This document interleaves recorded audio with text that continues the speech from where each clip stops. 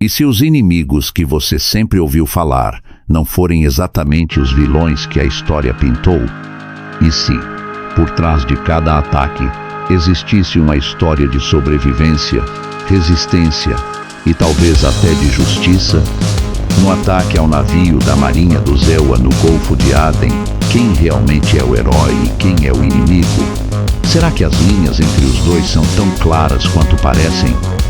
Neste vídeo vamos olhar para o outro lado do conflito, questionar a narrativa única e explorar o que realmente motiva aqueles que agem em guerra. Ao longo desta jornada, você vai ser desafiado a repensar tudo o que pensou sobre os bons e maus na guerra. Em um dos pontos mais estratégicos do mundo, o Golfo de Aden, um navio da Marinha do Zewa foi atacado. Mas o que motiva um ataque assim? Quem está por trás desse tipo de ação e por que isso é tão importante para o equilíbrio global? Este ataque não ocorreu em um vácuo. Ele faz parte de um cenário geopolítico muito mais complexo, com muitas camadas que muitas vezes são ignoradas pela mídia e pela opinião pública. Para entender as consequências, precisamos olhar além da superfície para as razões mais profundas que levaram a esse incidente. A história que sempre ouvimos é simples: um ataque e uma resposta. O Zewa, na defesa da liberdade e da ordem mundial, enfrentam aqueles que ameaçam a paz. Os militares são os heróis, sempre prontos para proteger a democracia e garantir a segurança global. Os inimigos, por outro lado, são os vilões da história, pessoas ou grupos que de alguma forma buscam desestabilizar esse equilíbrio. Mas será que é assim tão simples? Será que o Zewa, com sua enorme presença militar e suas ações em diversas partes do mundo, estão realmente agindo apenas como heróis? E aqueles que atacaram? Podemos chamá-los de inimigos sem tentar entender suas motivações? Como a história nos apresenta essas figuras? A linha entre heróis e inimigos muitas vezes não é tão nítida quanto parece. Quando começamos a olhar para o outro lado, a história fica muito mais complexa. Para os atacantes, a luta não é apenas contra a Marinha do Zewa em si, mas contra um sistema global que eles percebem como opressor.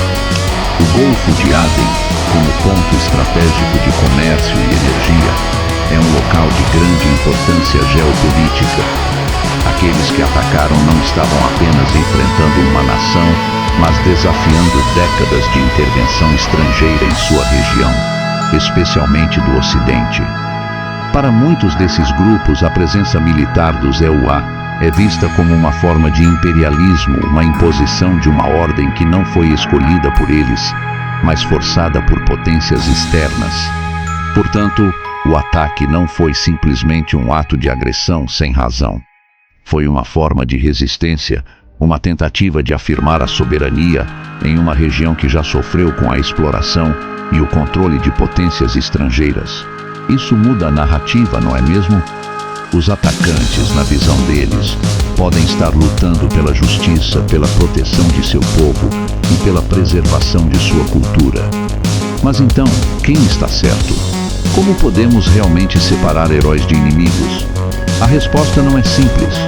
A moralidade da guerra é complexa. Quem define quem é o herói e quem é o vilão? No campo de batalha, as intenções e os objetivos podem se misturar, criando uma realidade onde todos os lados acreditam estar fazendo o que é certo.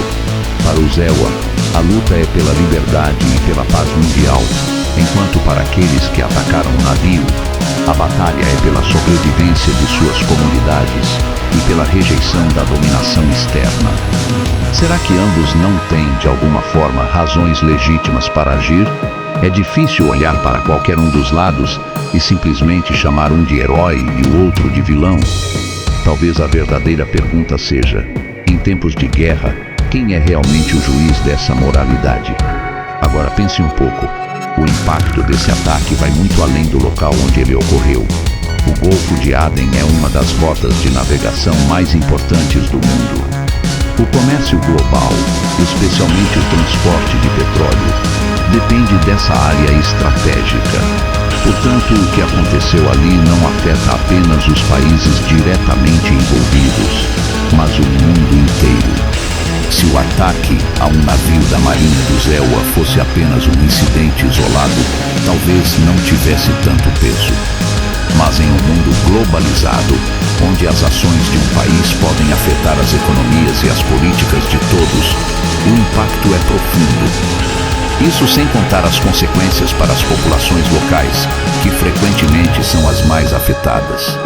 Para muitos países da região, o controle do Golfo de Aden significa poder econômico e político.